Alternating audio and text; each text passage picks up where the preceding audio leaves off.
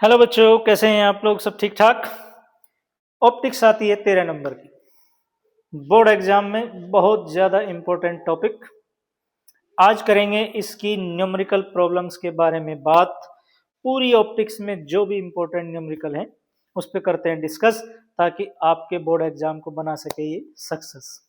चलिए शुरू करते हैं। पहली problem, if focal length of a convex lens for red and violet lights are FR and FV, then ये चार ऑप्शन है, इनमें से कौन सा सही होगा? FR इक्वल्स टू FV, या फिर FV greater than FR, FV less than FR। चलिए सॉल्यूशन करते हैं इसका। We know that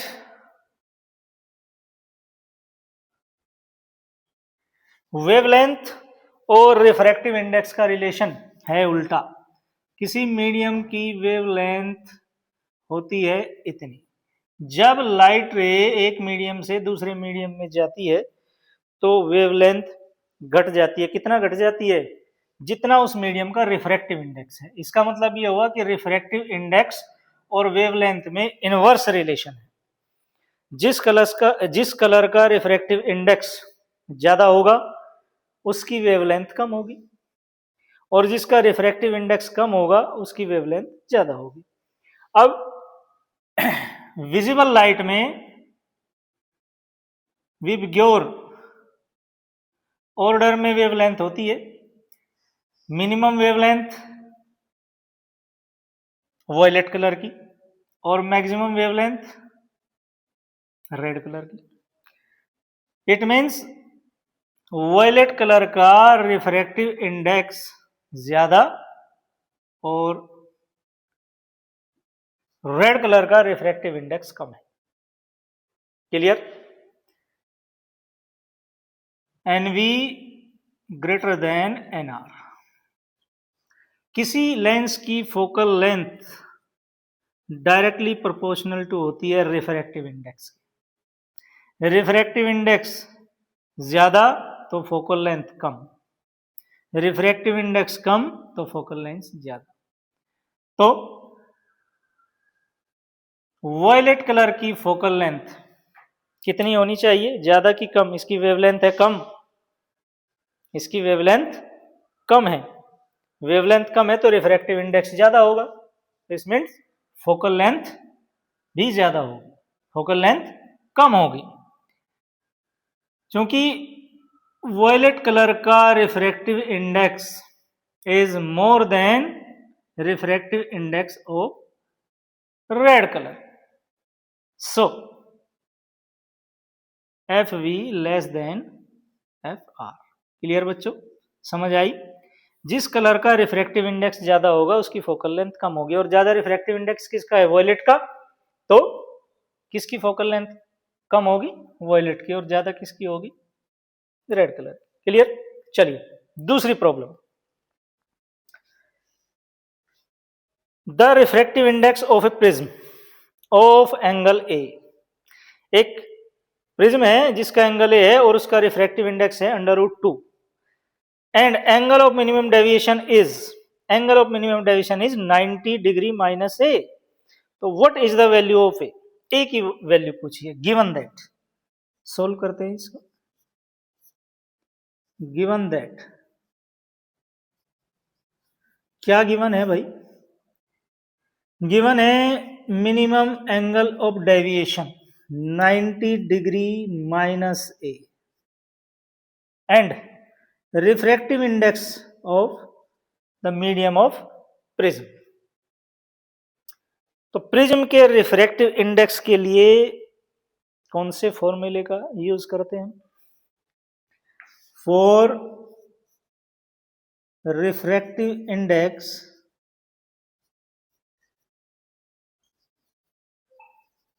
of prism किस फॉर्मूले का यूज करते हैं? n equals to sine delta m plus a by 2 upon sine a by 2। Clear? अब पुट करेंगे वैल्यूज, एन की वैल्यू √2 और डेल्टा एम की value minimum deviation 90 degree minus A plus A by 2 and sign A by 2, ए से ए cancel और आपके पास रह जाता है √2 equals to sine 90 degree by 2 and sin a by 2. This is 45 degree. So √2 equals to sin 45 and sin a by 2. sin a by 2 को हम इस तरफ लाएंगे, sin a by 2 equals to sin 45 degree upon √2. Sine 45 degree की value 1 upon √2 होती है, 1 upon √2 by √2 sine A by 2 equals to √2 की multiply हो जाएगा 1/2 साइन ए बाई 2। और ये वैल्यू 1/2, ये जो 1/2 वैल्यू है कितनी, साइन में किसकी वैल्यू है, साइन 30 की वैल्यू है। Sine A by 2 equals to sine 30, sine से sine cancel, A by 2 equals to 30 degree और A equals to 2 into 30 degree and A equals to 60 degree. Clear बच्चों? Value of A, angle of prism की value पूछी थी। अब discuss करते हैं problem 3 पे। Wavelength of any light is 6400 angstrom in vacuum. Vacuum में वेवलेंथ, वैक्यूम में वेवलेंथ किसी लाइट की lambda equals to 64 angstrom. It is given that wavelength of it will be in water. Water में wavelength कितनी होगी, lambda omega पूछा है। और refractive index of water is given that 4/3. We know very well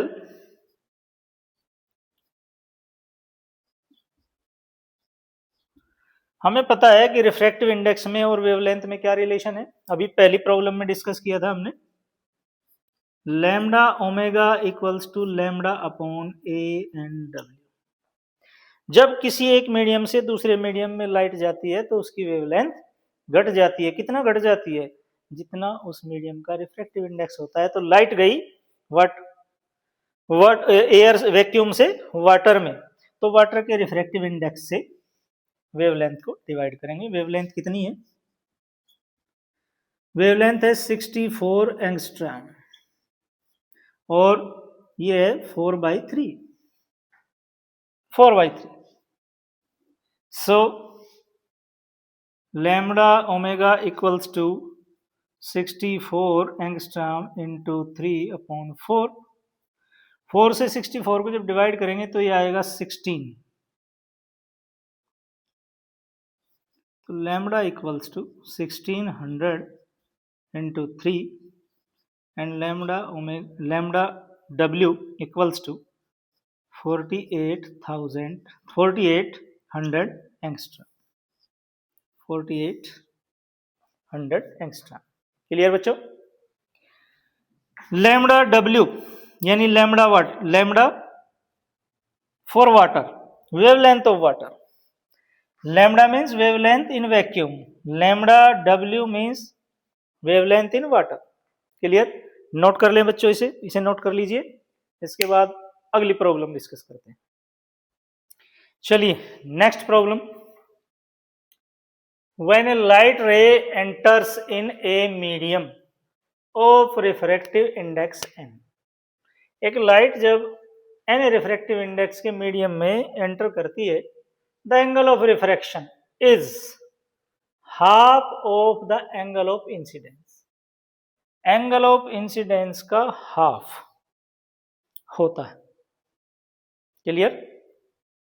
that is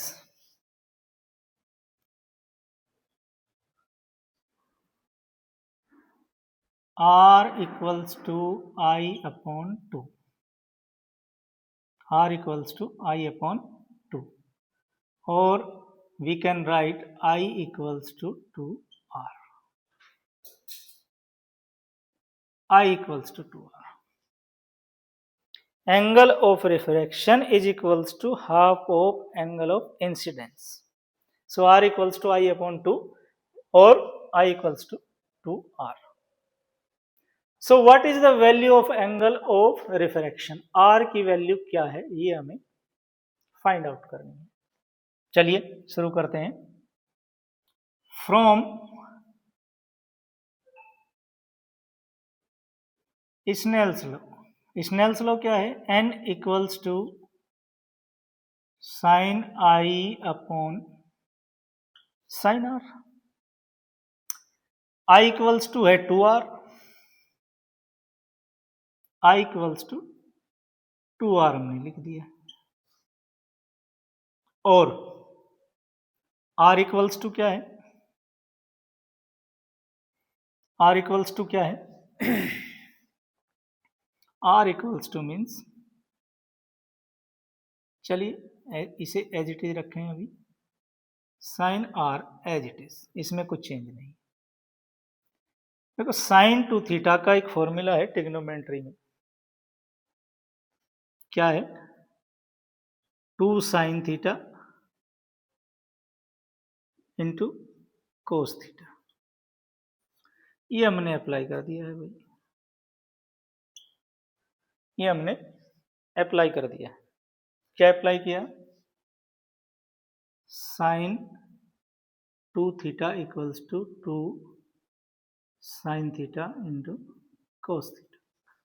sine 2r के लिए हमने 2 sine R cos R, sine R से sine R cancel,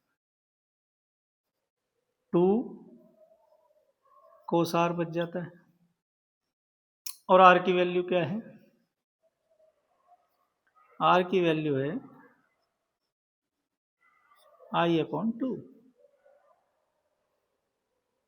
I upon 2। What is the angle? What is the value of angle of refraction? Angle of refraction की value हमें निकालनी थी और हमने किसकी निकाल दी भाई? हम निकाल रहे हैं किसकी वैल्यू? हमने तो वैल्यू फिर आई की निकाल दी है। नहीं, फिर आई बाई 2 नहीं लिखेंगे इसको, इस लाइन को, ये लाइन हो गई extra. Angle of reflection, R की वैल्यू फाइंड आउट करनी है। So we can write 2 cos r equals to n, और cos r equals to n by 2, और r equals to cos inverse n by 2। Angle of refraction पूछा था उसने, incidence नहीं। सो हम इसको कन्वर्ट नहीं करेंगे, कोस आर की वैल्यू को आई में कन्वर्ट नहीं करेंगे। क्लियर बच्चों? What is the value of angle of refraction? R की वैल्यू पूछी थी, this is R equals to cos inverse n by 2। Clear? चलिए चलते हैं अगली प्रॉब्लम पे। The refracting angle of 3 prism is 15 degree. 3 prism है जिनका refracting angle 15 degree, but their refractive indexes are 1.6, 1.5 and 1.4 respectively. If delta 1, delta 2 and delta 3 are their angle of deviation, then find the greater value of angle of deviation. तब इनमें से कौन से angle of deviation की value सबसे ज्यादा होगी, हमें निकालना है। बहुत सिंपल है. We know that delta M is directly proportional to refractive index. और रिफ्रैक्टिव इंडेक्स इनमें से किसका ज्यादा है? जो गिवन है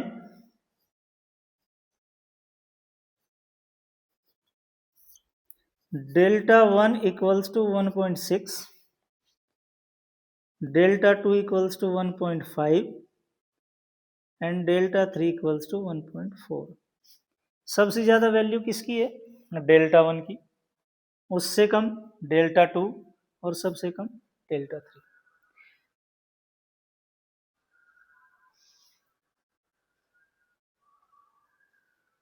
Sorry, not refractive index. Sorry, not angle of deviation, refractive index n1, n2 and n3. Refractive index is given है.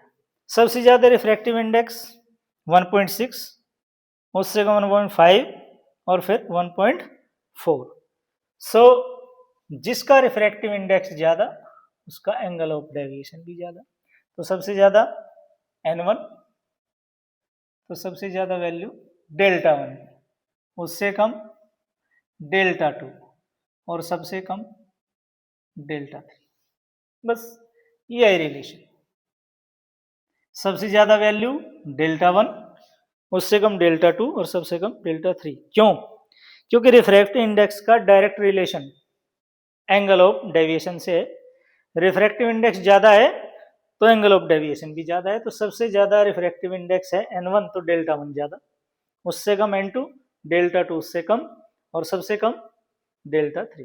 Clear? चलिए तीसरी प्रॉब्लम पे चलते हैं. Refractive indexes of water and glass given है. Given that refractive indexes of glass and water A and G equals to 3/2 and A and W equals to 4/3. Water का refractive index 4/3 और glass का 3/2. Find the critical angle for light ray incident from glass into water. जब light रे glass से water में entry करती है तो क्रिटिकल एंगल की वैल्यू निकालनी है. चलिए शुरू करते हैं. From Snell's law. Snell's law use करते हैं. n1 sin I equals to n2 sin R. Light कहां से गई? Glass to, incident from glass into water, glass से वाटर में. तो n1 for A and G. Denser medium है और क्रिटिकल एंगल डेंसर मीडियम में बनेगा. लाइट गई वाटर में A and W, और जब क्रिटिकल एंगल बनेगा तो एंगल ऑफ रिफ्रैक्शन होगा 90. समझ रहे? जब क्रिटिकल एंगल बनता है तो एंगल ऑफ रिफ्रैक्शन की वैल्यू होती है 90. ऐसे. क्लियर? जब डेंसर मीडियम से रेयर मीडियम में लाइट रे जाती है तो एंगल ऑफ इंसिडेंट की वैल्यू को चेंज करते हैं तो एंगल ऑफ रिफ्रैक्शन भी चेंज होता है. और एक पर्टिकुलर एंगल ऑफ इंसिडेंट पे रिफ्रैक्शन एंगल की वैल्यू 90 होती है. उस समय एंगल ऑफ इंसिडेंट को हम क्रिटिकल एंगल कहते हैं. तो जब हमने यहाँ C लिया है तो फिर यहाँ R की जगह 90 होगा. Clearly. ANG 3/2 sin C, ANW 4/3 और sin 90 की वैल्यू होती है 1. क्लियर? 3/2 को उस तरफ ले जाएंगे, इस तरफ ले जाएंगे तो 2/3 sin C equals to 8/9, 8/9, clear. और C equals to sine inverse 8/9।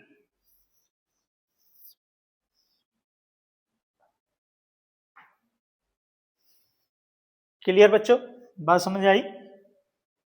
3/2 को इस तरफ ले जाएंगे, 3 यहां और 2 इस तरफ, so it will be sine inverse 8/2। समझ आया? नोट कर लेंगे इसे फटाफट, फटाफट नोट कर लें इसे।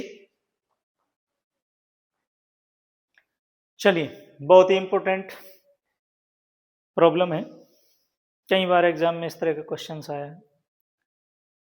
Focal length of a convex lens is 10 centimetre और इस कॉन्वेक्स लेंस का refractive index with respect to air is 1.5। What will be its focal length when it is immersed in water जिसका refractive index 4/3। Given that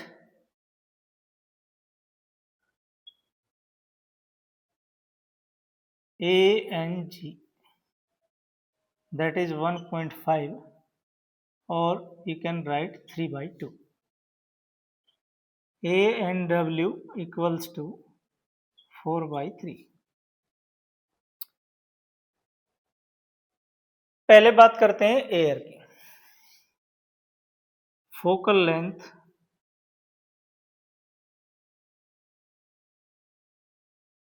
of lens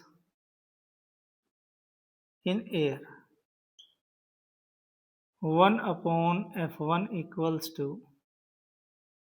A and G minus 1 into 1/r1 minus 1/r2। Lens makers formula use किया, that is equation number 1।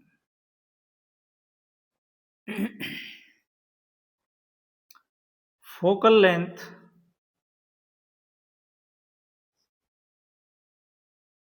Of lens in water, water में focal length को f2 मान लेते हैं, और जो water में रखा है तो refractive index of lens with respect to water निकालना होगा। और लेंस बना होता है ग्लास का, तो WNG माइनस 1 लिखा जाएगा।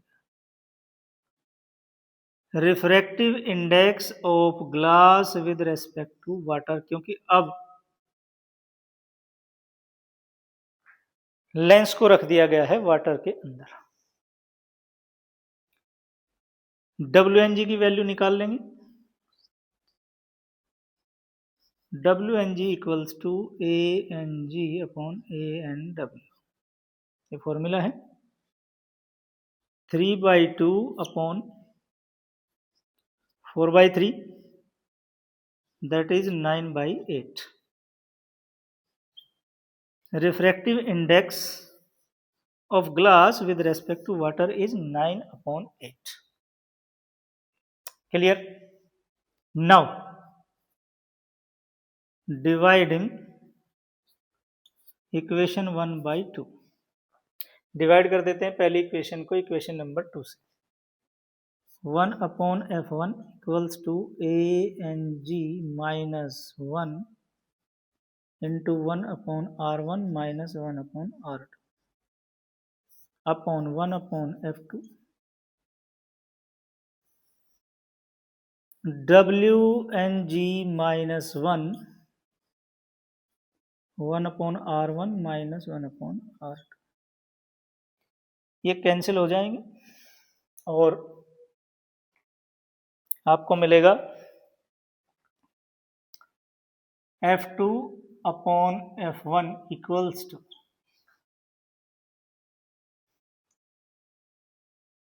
ANG minus 1 upon WNG minus 1। Clear? So F2 upon F1 equals to ANG की वैल्यू 3/2 - 1 और WNG की वैल्यू 9/8 - 1। एलसीएम लेंगे 2, 3 - 1, नीचे एलसीएम लेंगे 8 और 9 - 8, क्या बचता है 1/2 और 1/8, ये जाएगा यहाँ 8/2 और that is equal to 4। F2 upon F1 की F1 की वैल्यू गिवन है, F1 की वैल्यू गिवन है, F1 equals to 10 centimetre, 10 centimetre. So F2 equals to 4 into F1 and F2 equals to 4 into 10 and F2 equals to 40 centimetre. Lens की focal length हो गई 40 centimetre.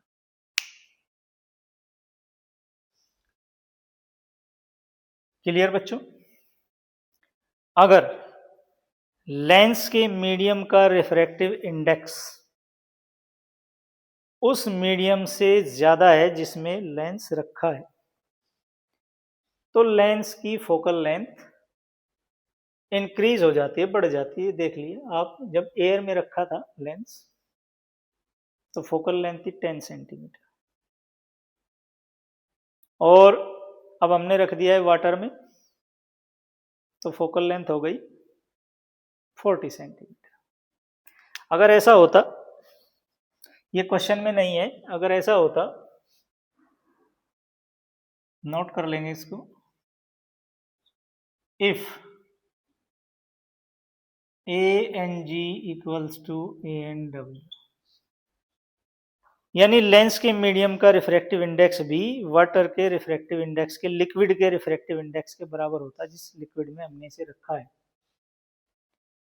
तो lens एक simple कांच की प्लेट की तरह बिहेव करता, लाइट रे आती ऐसे पास हो जाती, जैसे एक प्लेन ग्लास की प्लेट होती अगर रिफ्रैक्टिव इंडेक्स बराबर होता। यहां से भी निकाल सकते हैं, F2 upon F1 equals to ANG - 1 और WNG का मतलब था ANG माइनस ANW -1। ये जब बराबर हैं तो ये वैल्यू कितनी होगी भाई 1 - 1, 1 - 1 मीन्स ANG -1 अपॉन 0 और that is infinite. F2 upon F1 equals to infinite और F2 इक्वल्स टू इनफाइनाइट। किस तरह बिहेव करेगा? जैसे कि एक कांच की प्लेट, लेंस की प्रॉपर्टी लॉस्ट हो जाएगी। और अगर ऐसा हो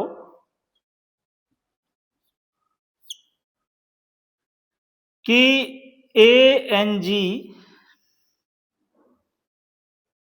इज लेस देन ANW, यानी कि जिस मीडियम में लेंस आपने रखा है उस मीडियम का रिफ्रैक्टिव इंडेक्स लेंस के मीडियम से ज्यादा है। अगर ज्यादा होगा then F1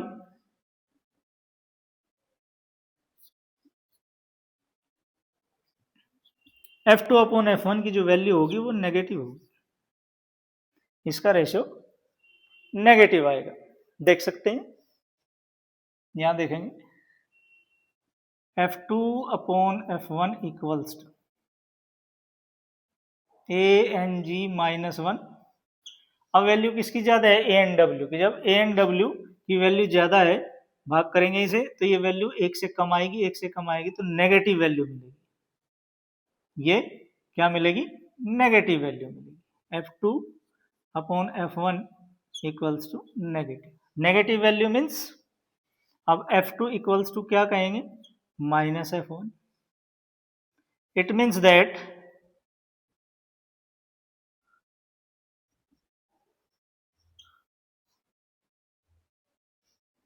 the nature of lens change means concave lens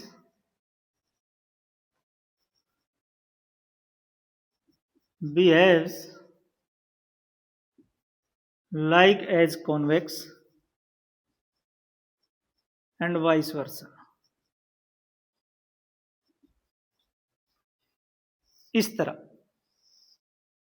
ये कॉन्वेक्स लेंस है, ये ऐसे लिक्विड में डूबा है जिसका रिफ्रैक्टिव इंडेक्स लेंस के मीडियम से ज़्यादा है.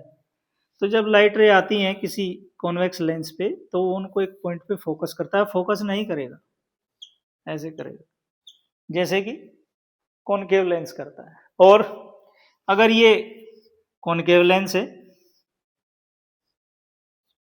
तो ये क्या करता है, जब लाइट रेज आती हैं उनको डाइवर्ज करता है, लेकिन अब ये कन्वर्ज करेगा.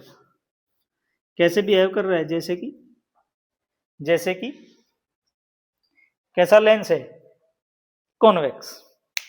तो लेंस की नेचर चेंज हो जाता है, लेंस का नेचर चेंज हो जाता है. अगर ऐसे लिक्विड में हम लेंस को डुबो देते हैं जिसका रिफ्रैक्टिव इंडेक्स लेंस की मीडियम से ज्यादा है तो लेंस का नेचर चेंज हो जाएगा. कॉन्वेक्स लेंस कॉनकेव की तरह बिहेव करेगा और कॉनकेव कॉन्वेक्स की तरह बिहेव करेगा. और अगर दोनों मीडियम का रिफ्रैक्टिव इंडेक्स बराबर है तो लेंस एक प्लेन कांच की प्लेट की तरह, प्लेन ग्लास की प्लेट की तरह बिहेव करेगा. क्लियर बच्चों? इसमें से शॉर्ट क्वेश्चन पूछा जा सकता है, नोट कर लेंगे इसे, फिर करते हैं अगली प्रॉब्लम. नोट कर लें. Next problem, problem number 8. The minimum deviation angle of light ray by a thin glass जिसका रिफ्रैक्टिव इंडेक्स गिवन है,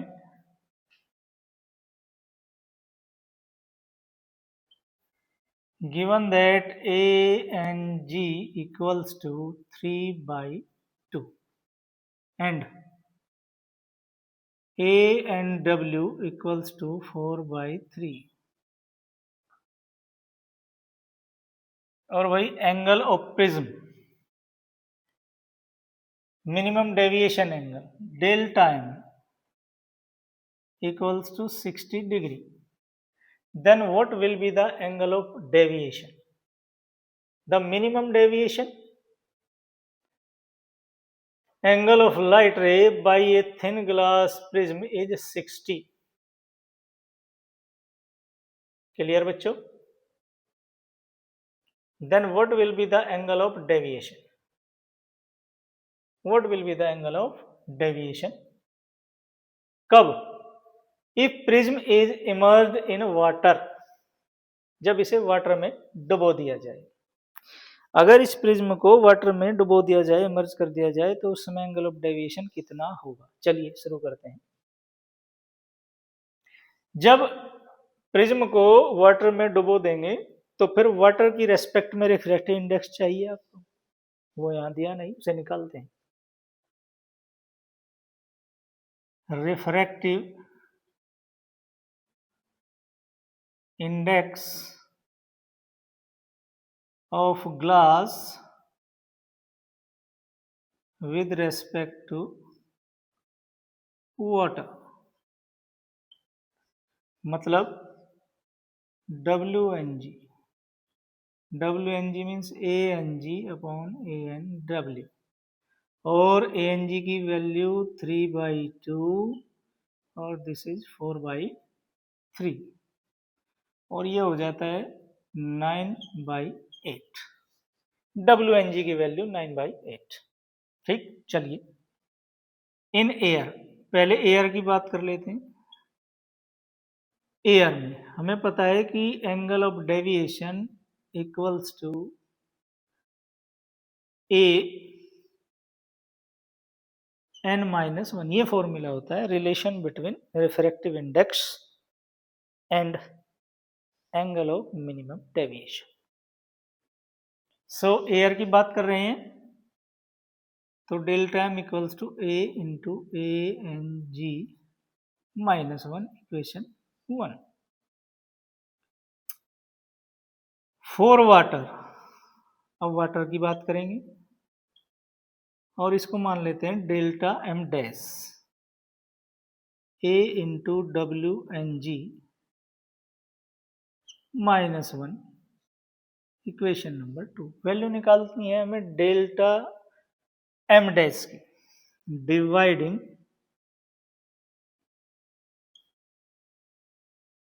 इक्वेशन 2 बाई 1। डिवाइड करेंगे delta M dash upon delta M equals to A W N G -1 और A N G -1, A से ही cancel, और W N G की value 9/8 -1 और A N G की वैल्यू 3/2 -1। सोल्व करेंगे इसको,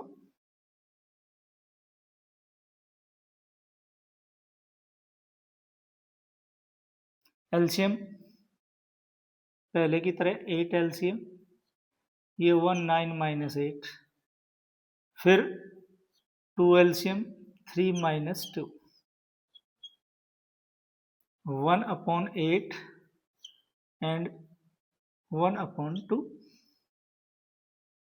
2 जाएगा अपर साइड में, 2/8 दैट इज 1/4,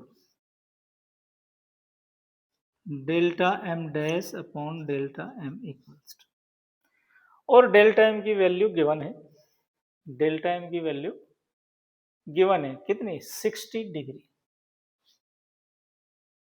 तो delta M dash equals to 1/4 into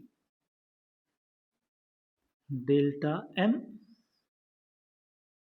और डेल्टा एम की वैल्यू कितनी है बच्चों, 60 डिग्री, और ये हो गया 15 degree.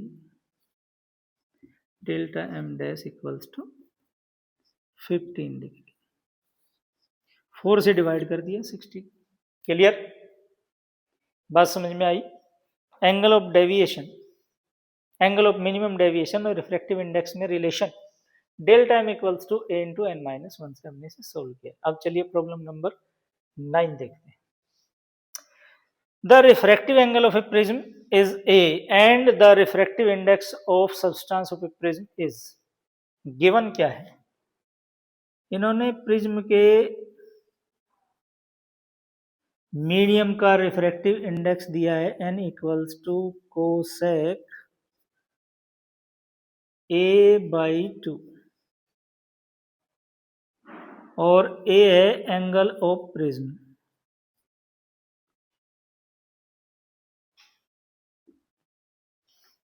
Find the angle of deviation for prism, angle of minimum deviation for prism, delta M निकालना है। अप्लाई करेंगे प्रिज्म के रिफ्रैक्टिव इंडेक्स का formula n equals to sine delta M plus a/2 upon sine a/2। n का value दी है cosec a/2 बराबर sine delta M plus a/2 and sine a/2। Cosec को हम लिख सकते हैं 1 साइन a/2, कोसेक a/2 को लिख सकते हैं 1 साइन a/2। कोसेक साइन का उल्टा होता है, so sine delta M plus a/2 upon sine a/2, और ये साइन a/2 से साइन a/2 कैंसिल। सो आपके पास क्या बचता है, sine delta M plus A by 2 equals to 1, और 1 वैल्यू होती है साइन में 90 की। So sine delta M plus A by 2 equals to sine 90 degree. Sine से sine cancel, delta M plus A by 2 equals to 90, delta M plus A equals to 90 into 2, delta m plus a equals to 180 degree, and delta m equals to 180 degree minus a. Is that clear? This is the value of angle of minimum deviation. Problem number 9. Ratio of amplitudes of two waves of same frequency are 5:3. Amplitude को मान लेते हैं A1 और A2, इनका ratio given है 5:3। इसको हम ऐसे भी लिख सकते हैं A1 equals to 5/3 into 8। Question में पूछा है find the ratio of minimum and maximum intensity of the resultant wave.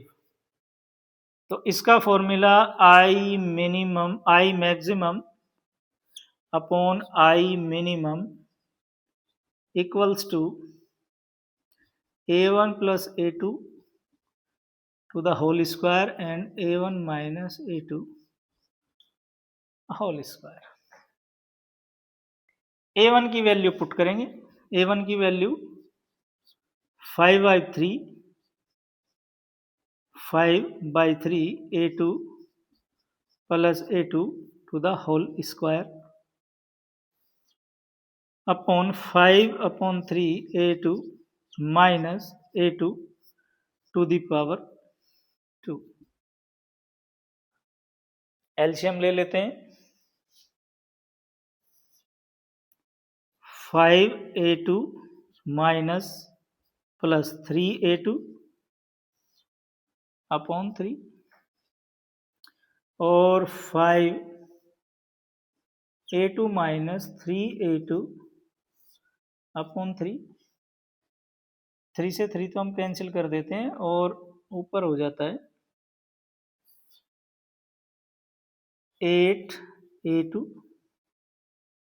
Square भी है भाई, स्क्वायर हमने छोड़ दिया था, स्क्वायर भी है, ऐसे 8A2 स्क्वायर और अपॉन यहाँ क्या बचा 2A2 स्क्वायर। स्क्वायर करेंगे 8 8 64 A2 स्क्वायर और अपॉन 4A2 स्क्वायर। A2 से A2 कैंसिल, दैट इज 64/4 और 4 से 64 को आप जब डिवाइड करेंगे that is 16 I maximum upon I minimum. तो रेशियो क्या आया, so we can say I maximum ratio I minimum equals to 16:1, क्योंकि 16 के अपॉन में 1 है। यही पूछा था कि मैक्सिमम और मिनिमम इंटेंसिटीज का रेशियो फाइंड आउट कीजिए। बात समझ आई? इसे अभी आप नोट करेंगे, नोट कर लीजिए, छाप दो जल्दी, तेजी से इसको छाप डालो। Next problem, phase difference between two light rays of wavelength 5000 angstrom is 180 degree. What will be the path difference between them?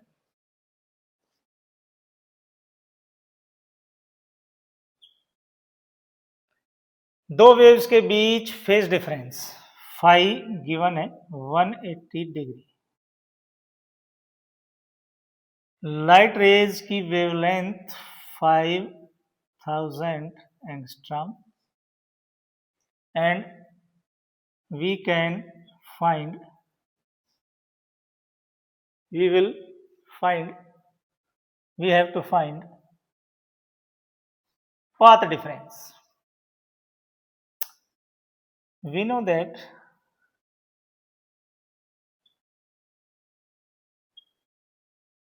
(180° equals to pi radian. Radian में इसको लिखेंगे हम। और एक रिलेशन होता है पाथ डिफरेंस और फेज डिफरेंस में। क्या रिलेशन है? Phi equals to 2 pi by lambda into delta X. Phase difference equals to 2 pi by lambda into delta X. Delta X हमें फाइंड आउट करना है, तो डेल्टा एक्स को इस तरफ लेके आएंगे single. Delta X equals to lambda into phi upon 2 pi. Clear बच्चों? लैम्डा की वैल्यू 5000 एंगस्ट्रॉम, फाई की वैल्यू पाई और 2 पाई, पाई से pi cancel. So 5000 angstrom by 2 और that is equals to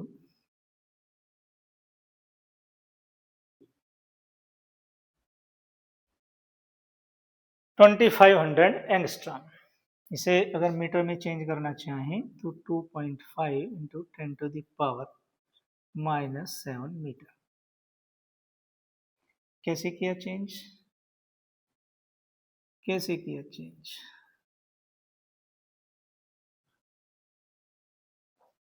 1 angstrom equals to होता है 10 to the power -10 मीटर। तो एंगस्ट्रॉम को मीटर में कन्वर्ट कर दिया है। डेल्टा एक्स यानी path difference is 2.5 into 10 to the power -7 metre. चलिए अगली प्रॉब्लम देखते हैं। In a single slit diffraction experiment, diffraction का एक एक्सपेरिमेंट है single slit. The second minimum gets at the angle of diffraction 60 degree. जब angle of diffraction 60 degree है तो सेकंड मिनिमा मिलता है। If wavelength of light is lambda then what will be the width of slit. Slit की width पूछी है और given है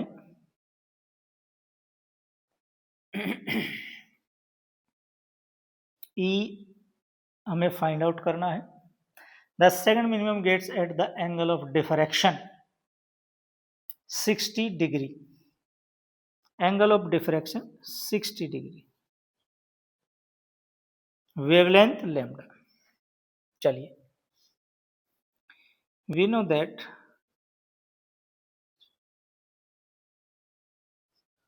for nth minima, nth minima की पोजीशन हम निकालते हैं कैसे? E sine theta equals to plus minus N lambda, plus minus N lambda. But for second minima n equals to 2 and theta equals to 60 degree given है। So E sin 60 equals to 2 lambda और sin 60 की value कितनी होती है बच्चों? √3/2 equals to 2 lambda और E equals to 2 into 2 lambda upon √3, that is E equals to 4 lambda upon √3, where E equals to width of slit। E क्या है? Slit की विड्थ। क्लियर बच्चों? सेकंड मिनिमा के लिए n फॉर 2 एंगल गिवन है 60 degree और width हमने निकाल दी है E equals to 4 lambda upon under root 3। चलिए अगली प्रॉब्लम पे विचार करते हैं, अगली प्रॉब्लम को सॉल्व करते हैं। If the resultant amplitude of the wave after superposition is obtained as A, resultant amplitude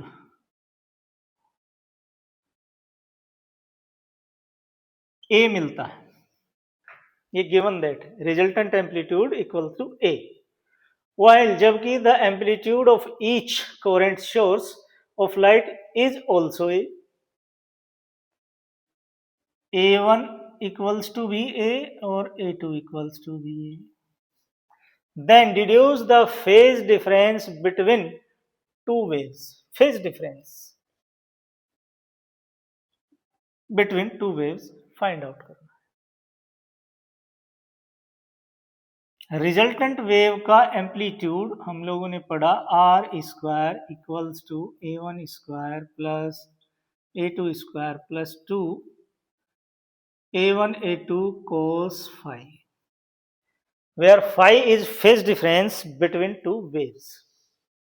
clear? अब ये सारी वैल्यूज ए हैं, आर के लिए भी ए स्क्वायर, A1 के लिए भी ए स्क्वायर, A2 के लिए ए स्क्वायर और ये 2AA cos phi, a square equals to 2a square plus 2a square cos phi। यहां से 2a स्क्वायर कॉमन ले सकते हैं, 1 plus cos phi,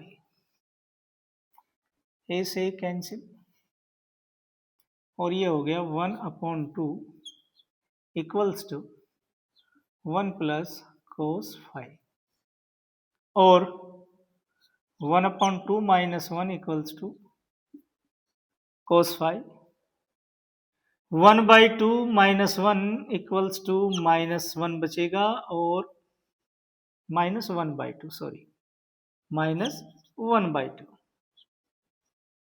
cos phi और cos phi equals to minus 1/2। ये माइनस 1/2 वैल्यू होती है cos में 120 degree.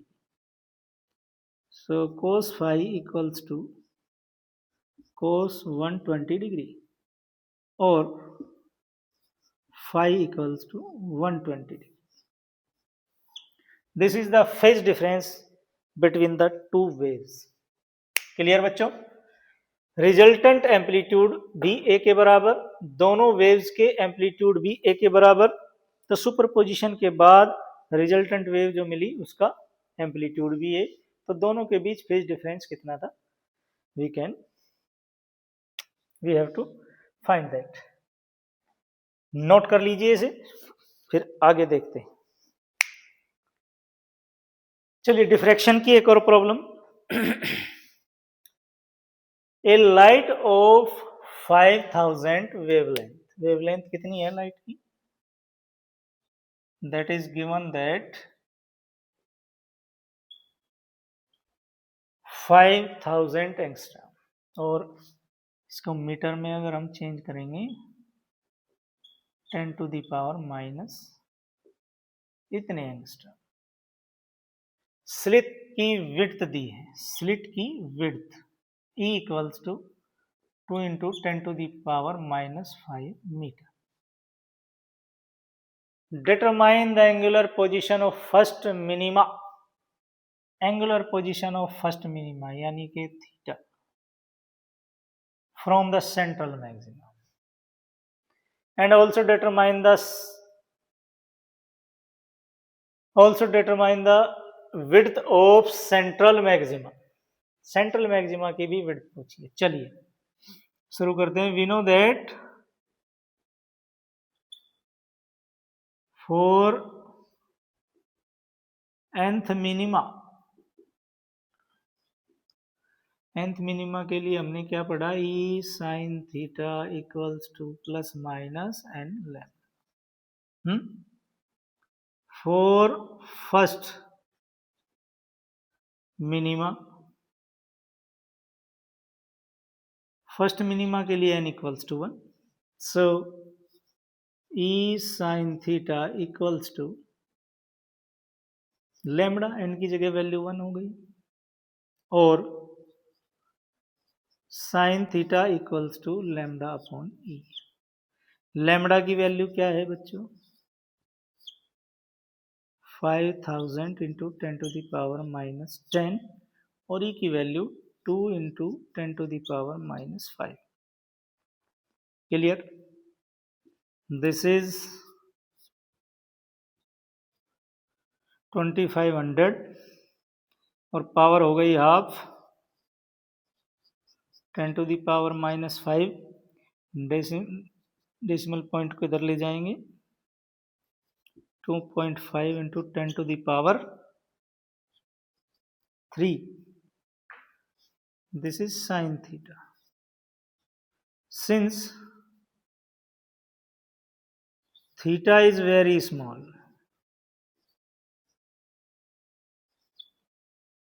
so sin theta equals to theta. Taken, ले लिया है, sin थीटा को थीटा के इक्वल ले लेंगे, देयरफॉर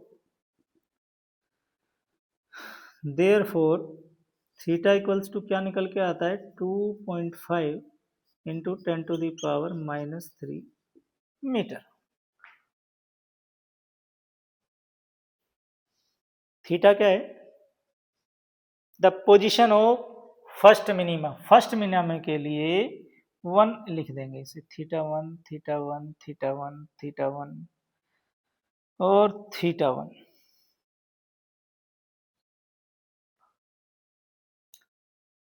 अब सेंट्रल मैक्सिमा की भी विड्थ निकालनी है। सेंट्रल मैक्सिमा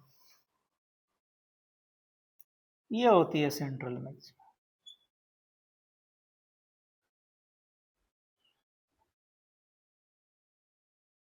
ये यहां फर्स्ट मिनिमा यानी theta 1 also theta 1,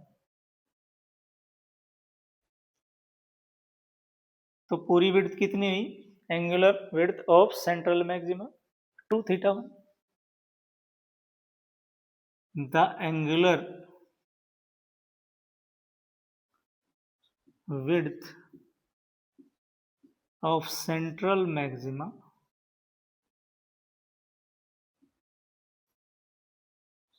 equals to 2 theta 1। Central maxima को थीटा 0 लिख सकते हैं।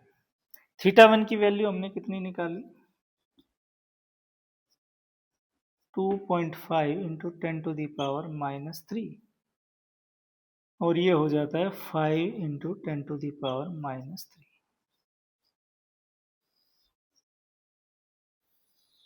एंगुलर पोजीशन क्लियर बच्चों? नोट कर लेंगे इसे, नोट कर लीजिए।